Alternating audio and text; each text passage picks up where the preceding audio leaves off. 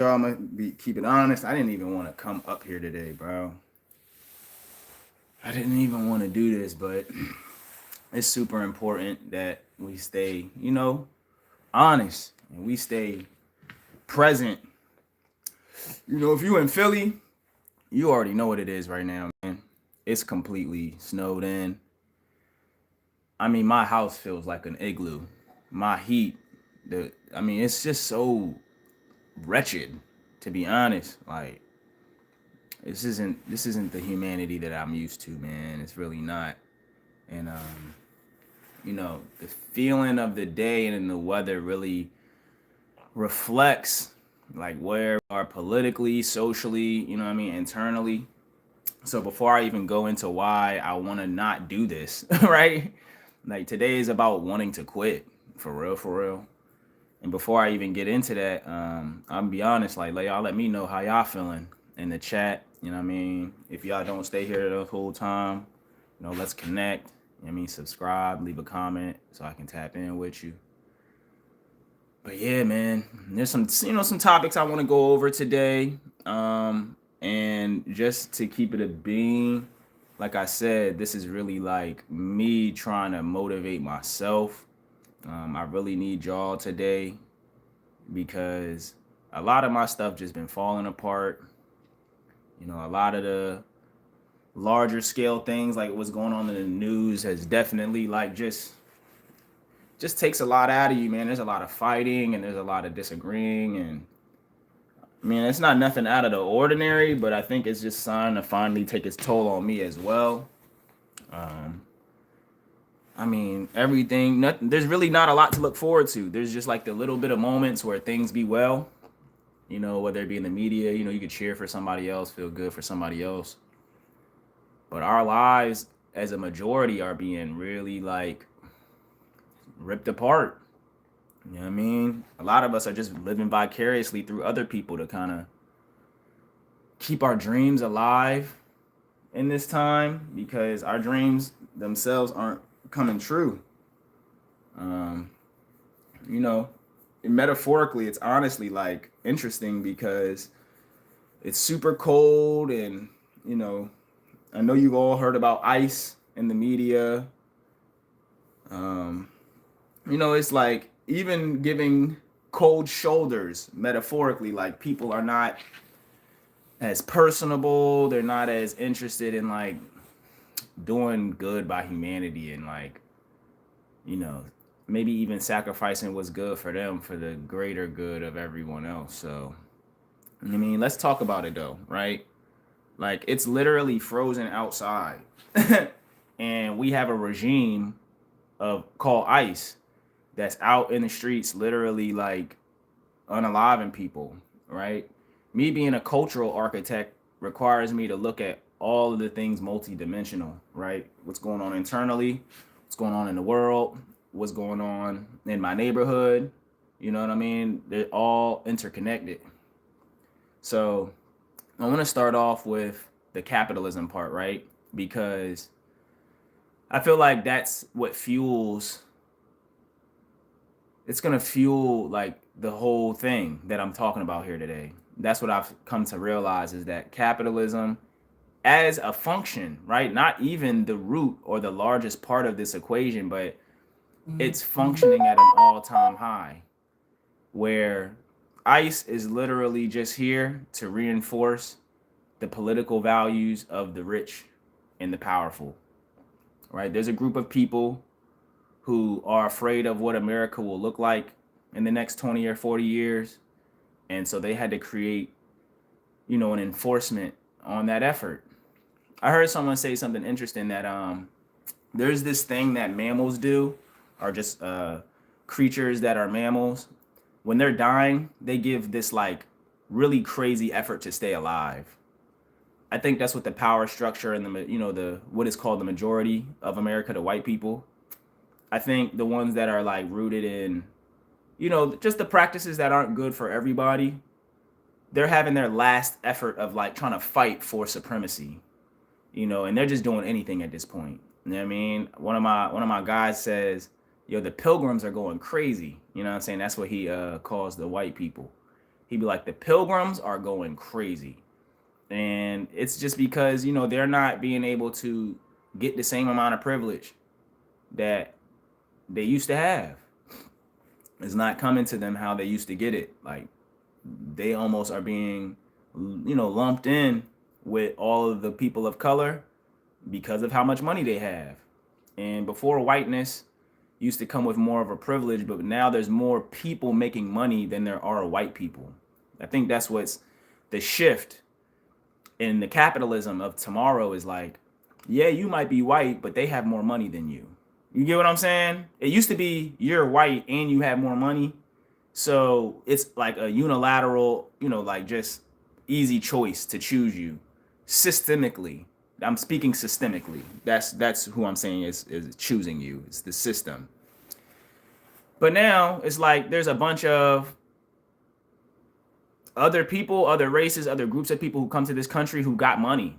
And sometimes that money is more important than the privilege of being white, to be honest.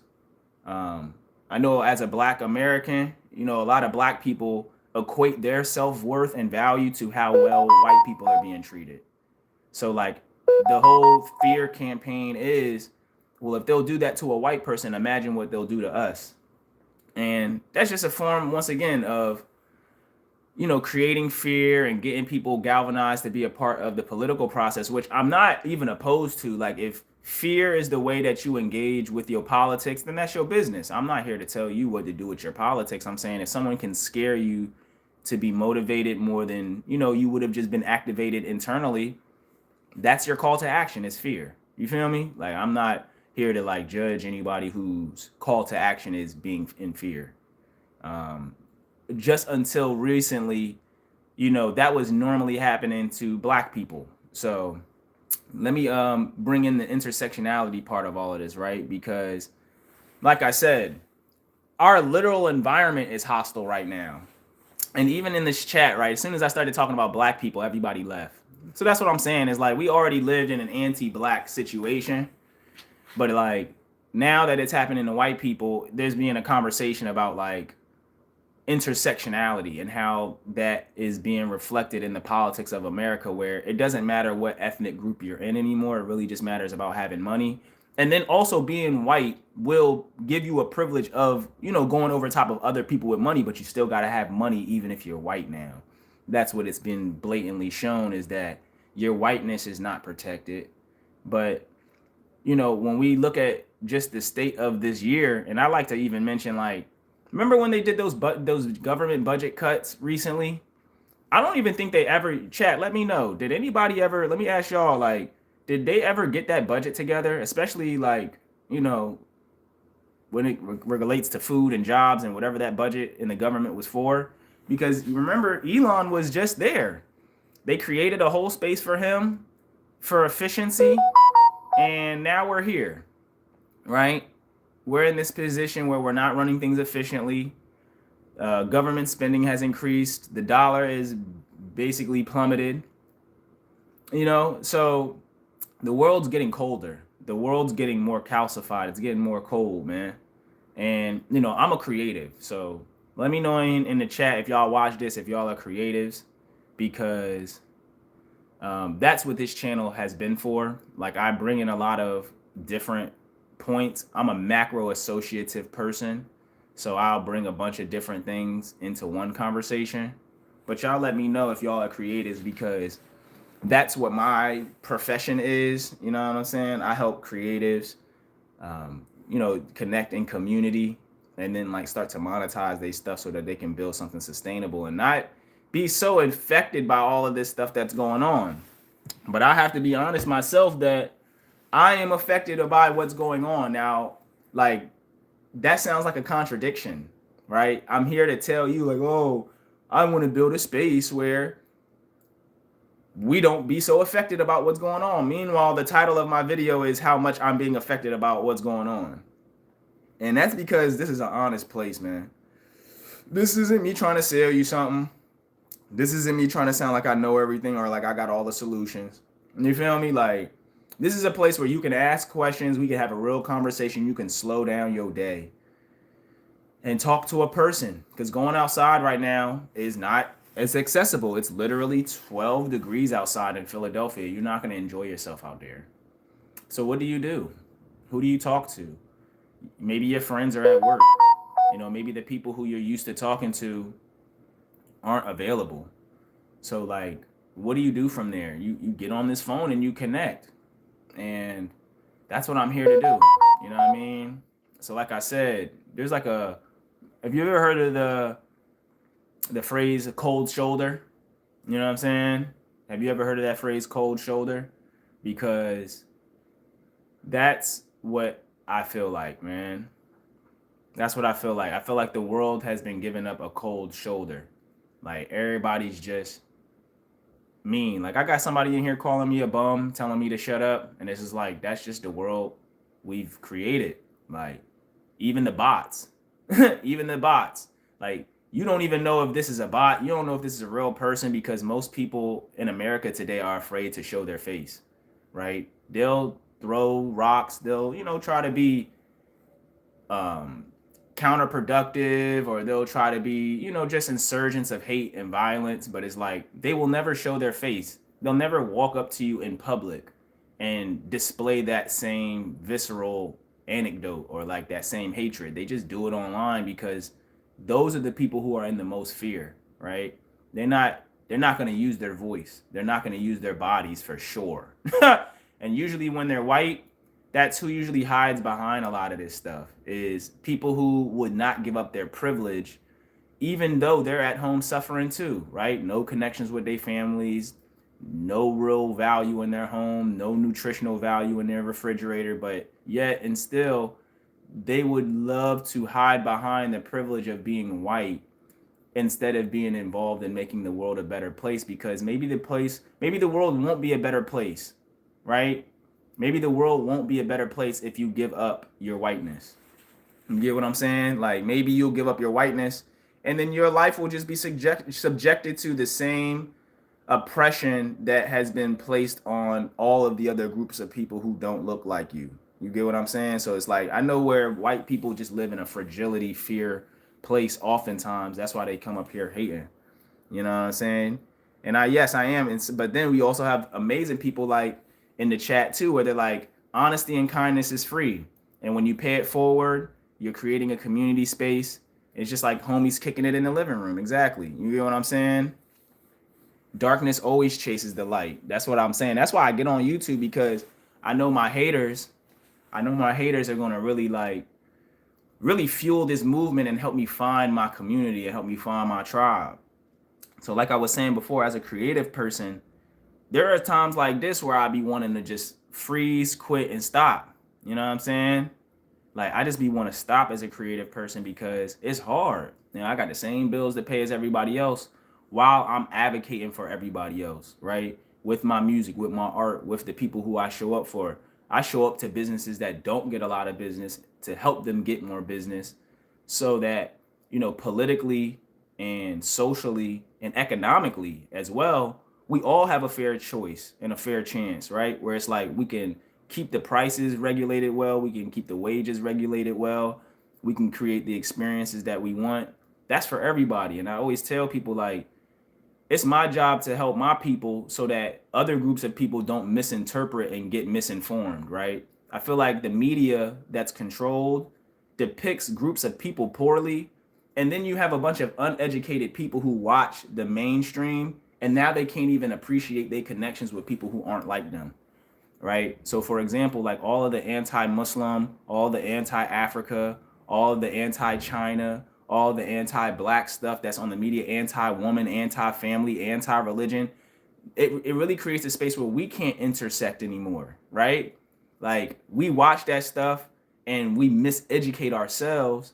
And that's why a regime like ICE can exist, is because so many of us look at that and we think of all of the misinformation and disinformation that we've been digesting.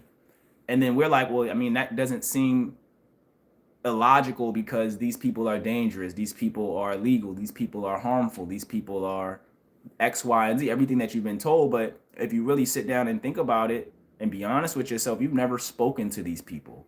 Never had a real engagement with these people. The most you do is maybe watch some movies, watch some music videos, and then now you've ingested the media, and now you don't even think for yourself anymore. And my girlfriend tells me all the time, like, some people are cool with being comfortable. Like everybody doesn't want to be free. Everybody doesn't want to be liberated. And that makes sense. That's what I'm starting to realize at this time is like, comfortability is where a lot of people choose to live the rest of their lives. And like I said, I be want to give up too. That's what this is about. Like I would like to give up as well. Like I literally, like y'all tell me in the chat, do y'all feel like giving up? Do y'all feel like there's any point in even fighting back? Any reason in having a voice? Y'all let me know. Like, do y'all still use y'all voice? Do y'all still want to build a platform? Do y'all still want to be a part of the solution? Or do you just feel the freeze? You just feel the coldness. You see ice and you like, man, that's never getting abolished. You see what's going on outside and you're just like, look, I'm gonna stay in the house. I'm gonna just let the weather do what it does. Do you see other people and just say, you know what, man, I don't care about other people. I'm trying to survive. Like, where are you at? Or are you still paying it forward? Are you going to do anything but just be on social media about ICE? You know what I'm saying? Because that's what it seems like is the favorite thing to do. Today, I believe, I don't know, yesterday was supposed to be a blackout and nobody is supposed to buy anything. I definitely went to the supermarket yesterday. I definitely went. So like I said, I'm complicit in some regards where it's like I definitely didn't do no boycott. Like I needed groceries. I was hungry. And I think that's just, me being transparent. I don't even need to share that because that gives y'all a reason to kind of talk ish about me. But like I said, I'm not afraid. I'm not afraid. So it is what it is. You know what I mean? A friend always starts off as a stranger, right? That's what most people forget. Exactly. Every friend starts off as a stranger. And oftentimes I usually find myself having the best friendships with people I don't agree with. You know what I mean? That's why I be encouraged in conversation because it's like, I might not agree with you, but that doesn't mean that you don't have strong points and strong interests. You get what I'm saying? That need to be confronted and stuff like that. Because it's like a lot of times we just leave people to their vices or now their devices. And they just live in an echo chamber of all the same stuff that they listen to all the time. You know what I'm saying? There's no unity in our community and we have to use the resources that's not our own. Yeah, man, I wish I was able to like get all of my groceries from somebody who's on my team, but my team don't got no groceries. You get what I'm saying? Like I would have certainly hit up my people. That's what I always do. You know what I mean? I make my own clothes. I shop. So the majority of my time and energy is spent trying to be in community. And sometimes that can be even counterproductive. That's why this conversation is about me wanting to quit. That's literally why this conversation is about me wanting to quit, because it's like, oh my God, I'm trying so hard to be in community and even community is letting me down. Like, it's like community was what was kind of keeping my fire growing. But it's like, man, I am actually getting more deterred than ever because I can't get my needs met within the community. It makes me feel like I got to be in survival mode. You know what I'm saying? Yeah, I mean, and like you said, there was definitely an echoing political sentiment because somebody's talking in the comments about that being democratic, and I would definitely assume that that's definitely some democratic strategy and campaigning, right? I'm not a Democrat or a Republican, so that's why I don't like denominate in that way as far as like what I want to maybe align with as far as a political stance. I'm a Pan-Africanist, so it's like my goals are super duper different than America's goals. You know what I mean? And the average person in America. So I don't even really get into a public political discord.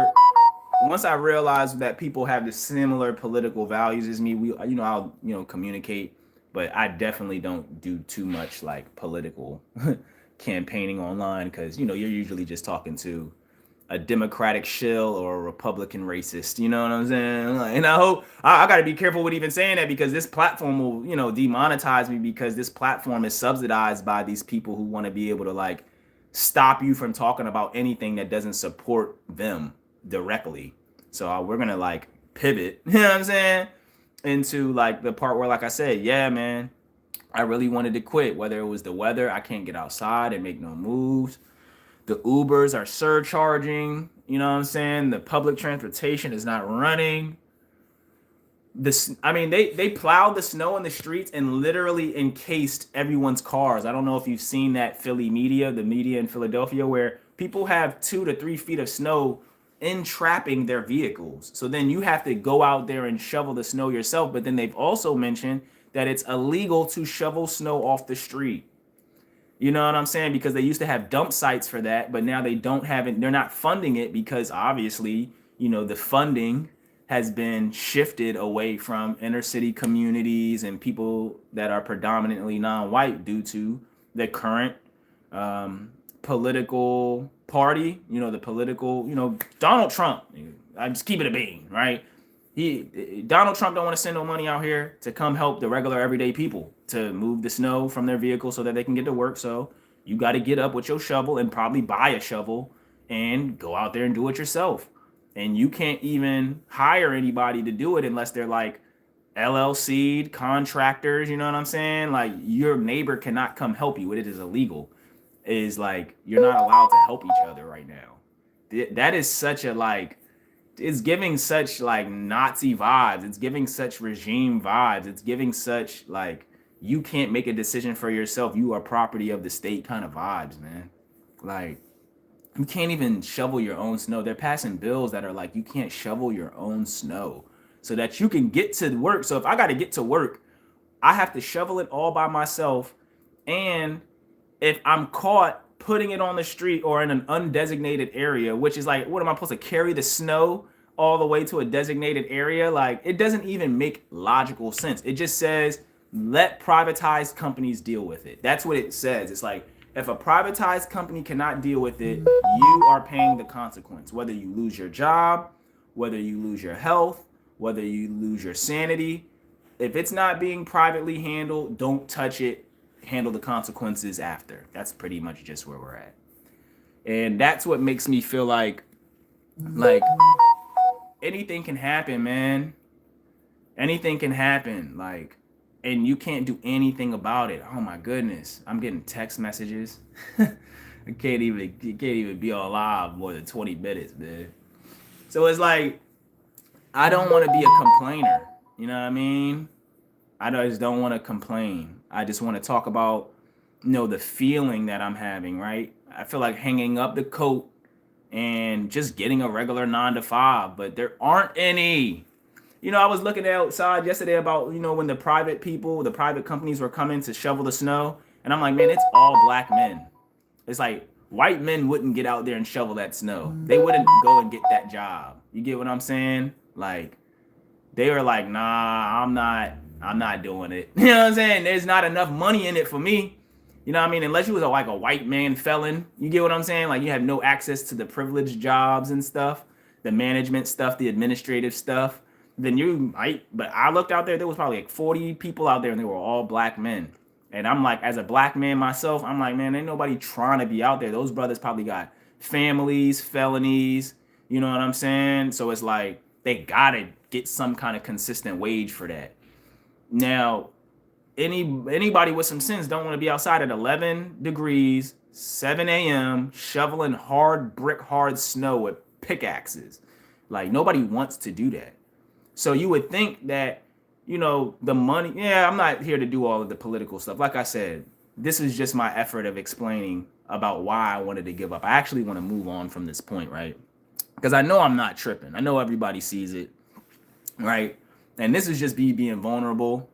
So if you feel this way, if you even listen this far into the video, you could just type the word me, me. If I see you say me, I will connect with you and I will literally invite you to my digital community where we have conversations deeper about self and topics. But I don't want to use up this whole stream just talking about me or things that are going on in my local space. I want to talk about hip hop a little bit. You know what I mean? Because I'm a hip hop artist. And it's you would think hip hop would be more vocal about this. J. Cole just dropped a whole album, didn't say nothing about ICE. You know what I'm saying? Didn't say nothing about what's going on in politics. There's no rapper saying anything about it. No one's saying anything about anything that's going on. Yo, why is everybody texting me so much? I hope I hope that's not disrupting y'all, man. Like everybody keeps texting me, and then when I don't text back, they just keep texting. Like, God dang. That was just a commercial break outburst. Goodness gracious. But yeah, man, it's like I'm so surprised at hip hop, man. And I had seen Joe Budden say this, which I'm just like, he isn't really the most, like I said, once again, I can watch stuff that I don't agree with, right? My whole thing is about like trying to get some insight on things I don't agree with so that I can expand my frame of thought and like how to make my influence greater. So when I'm hearing Joe Budden criticize hip hop artists for not having a voice, I wasn't mad at that take, even though I don't usually agree with all his takes or like what he talks about on his platform or how or who and what and blah, blah, blah. But that was something that really was thought provoking, where it's like hip hop was the one place that didn't fall in alignment with society. You get what I'm saying? Like if society is saying be quiet, hip hop's loud. If society's saying be mean, hip hop's saying share love. If hip hop was saying, I mean, if society was saying vote, hip hop was like why, who, for what, you know, bringing up receipts. Like hip hop was always really good at being a voice. But now I realize like the erasure of it all, right? First, it started with, you know, the interfighting of like the 90s with Tupac, Big, you know, Diddy and all of them. And like a lot of the informants, a lot of the degrading, you know, just the bad guys won, the villains won, man. Like Diddy, you seen the documentary, like he took out all the people who stood for righteousness.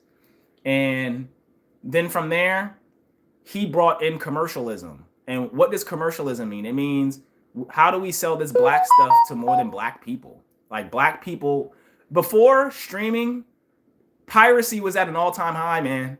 And when you think of the DVD guy, when you think of CD burning and all of that, you think of black guys. Like I'm not saying white guys don't burn CDs. I'm pretty sure more burnt CDs came from white people than black people because it just aggregately in numbers makes more sense. Like there's more white people than black people. I'm pretty sure there's a bunch of white boys and white girls in the house, like literally cutting up CDs, right? But when you look at how it was branded, how it was marketed, how it's culturally framed, it's framed around black guys in the hood with DVD cases trying to sell you CDs and like old bootleg movies, right?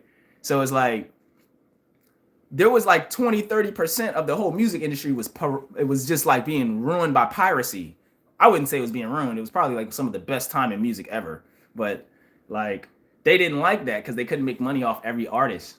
And so when commercialization came, it's like, how do we like make more money off hip hop, not just from black people? Like, and that's where all of the like snap and roll, commercial, dancey, poppy music came out. That's why they shifted the narrative from 50 Cent to Kanye West. And, you know, they brought the political part with the Twin Towers into it. Like they were trying to expand the demographic on who was going to consume it. And, you know, black people, they always want to, you know, a lot of black people, man, they're such in survival mode. They want so much money that they were open to this idea of, you know, white people being patrons of hip hop, which would make them essentially spokesmen of the culture, right? We also gave them authority to be the culture. And, you know, white people, they have this inherent authority thing, right? They come on your live and tell you shut up and you don't need to talk. And it's like, who cares what, you know what I'm saying? It's like, sometimes I just be a little bit off put because I'm like, who made you king? Who made you the leader? Who made you the boss, right?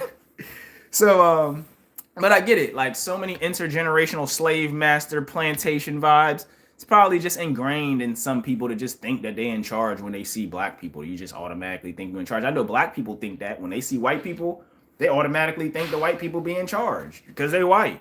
So I get it. So I understand why the validation of hip hop through white consumerism happened, because it's just like ingrained in the social norm of America, where it's like, if something's really good, it's white. You know, white is right. You know, if white people don't consume it, it's just black owned. It's just for the hood. It's just for the ghetto. You see what my shoulders are doing? Because this means eccentric. It's exotic. It's eccentric. You know what I'm saying? Like, it's niche. It's like they try to make it seem like it's not for everybody until white people taste it and then they like it. You get what I'm saying?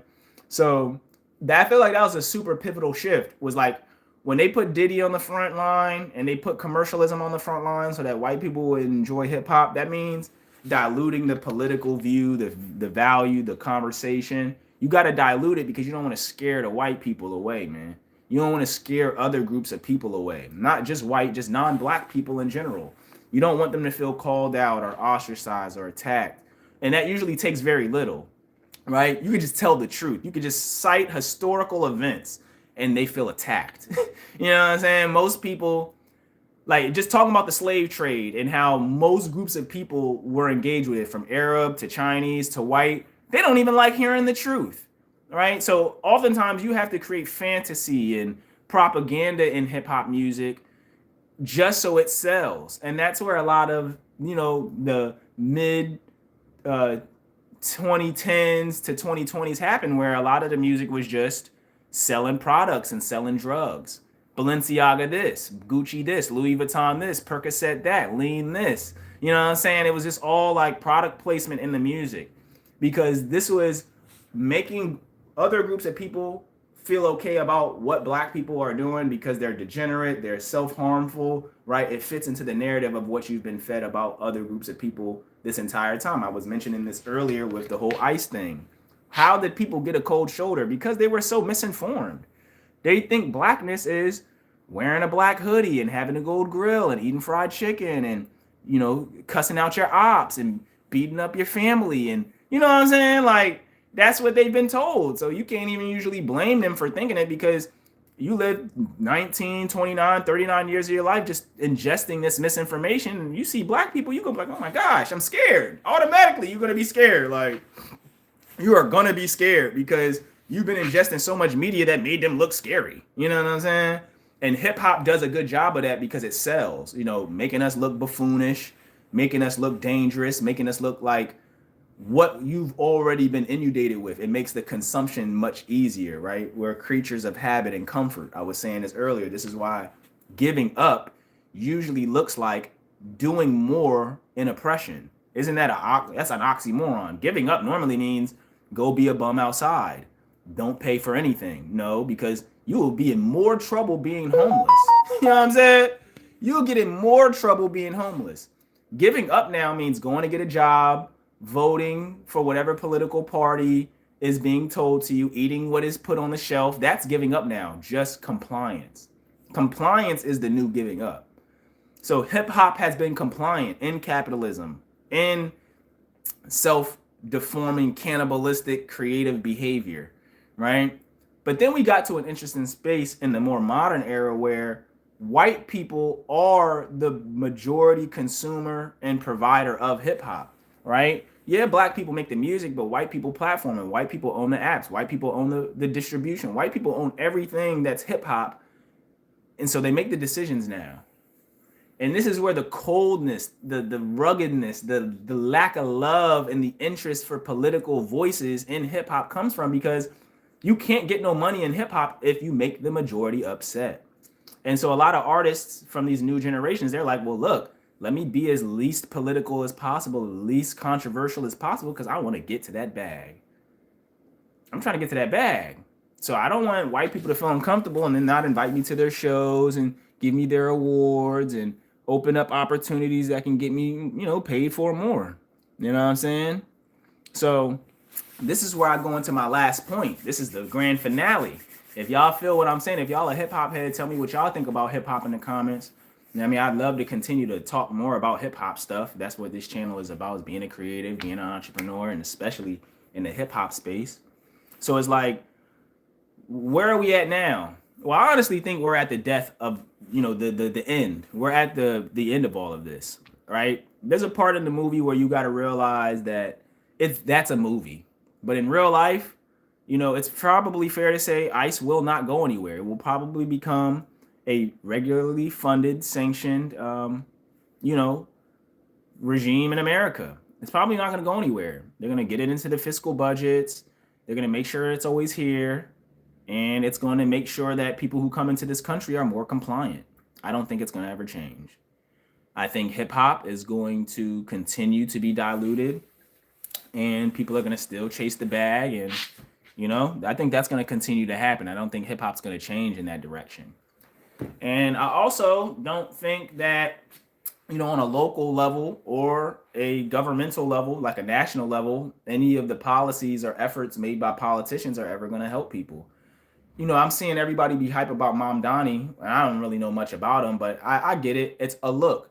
He's Arabic, he's young, he has talking points. You know what I'm saying? And it makes people think that something new is going to happen. But we've seen this before. That's at least what I've seen in my short 30 years of being in this and my study of the last 250 years of so-called constitutional America and the 400 years that the colonies have been established, because there's still colonies. There's still colonies. We still have colonies. They have global colonies. They're colonizing all over the world. I feel like America was just a test run, and now global white supremacy is now being enacted. Like y'all ran the play with the black people in America and used them for their labor and et cetera, et cetera. And you can go watch a documentary now about how capitalists pay you $8 and then they flip your product for $22,000. Just enormous profit margins, enormous. And then they sell the product at an enormous profit rate in America. And then you'll hear Americans, right? 60-70% of us are living fucking check to check, but we will all advocate for capitalism like we're benefiting from it at all, because we have products that we can buy, right? At exorbitant, overly priced products. And it's like, because we're so engineered for capitalism, we believe any other monetary system or political structure is just wrong. Everything else is capitalism. Socialism doesn't work ever. Like monarchies, all of it is wrong. Everything else is wrong. Capitalism is right. Free market economy is the best. Mind you, the majority of Americans don't have a product to sell. So they're really just brand ambassadors. They're saying, we want Nike to be able to practice free enterprise. We want Starbucks to be able to practice free enterprise. And free enterprise creates jobs. And all these jobs is jobs you don't want to work. You know what I'm saying? You don't want to participate in none of that. But it all sounds good. So with all of this being said, like I said, I think we're not in a state of dormancy, right? I think people think, oh, sleeping giants, and when we all wake up, it's like, nah, man. I think that's all marketing at this point. It's all marketing. It's all marketing, from the products that make you feel better about not doing nothing, from the shows to the content. All of it is just marketing. All of it is meant to make you feel better about the fact that you're not doing anything. That's just my opinion, and I made my decision today to just let things go, man. It's like trying to invest in the paper mill as it was going out of business. It's like trying to invest in an invention of the past as it's leaving us. You know what I'm saying? And I think society was an invention that is now, it's run its course. Now we're getting into what this government was truly always about. You know what I'm saying? Which was domination, which was world domination, power, control. I think we've gotten to the horizon of the new America with artificial intelligence, surveillance, stealing your identity, your data, your humanity. All of it is right here on the forefront. We are on a new horizon of a dehumane society. There will be other forms of life, other forms of intelligence inside a society that will be equal, if not more of a priority than you are as a human being in a society that you built. And I don't think a lot of people are ready to accept that. So that's why they hold on to these narratives, and that's why they search for an algorithm or a piece of content to help make them feel better, when in reality, they know that they have to get up and go to work. They know they have to go buy their groceries. They don't have any time for their friends and family. They know the truth deep down inside. But I guess promoting some kind of good is all that's left, because maybe you can monetize making America sound great again. Like there's a little bit of money in making it sound great. But I'm here to let you know that it's time to let it go, man. This really gave me a lot of peace, being able to talk out my points, because, it's like trying to save a burning house. We just had Martin Luther King Day. And that was his biggest fear, is that he, brought us into a burning house. And it's proven itself that America was a burning house. And it's not our job to save anybody in it. Save yourself. before it's too late. See y'all later.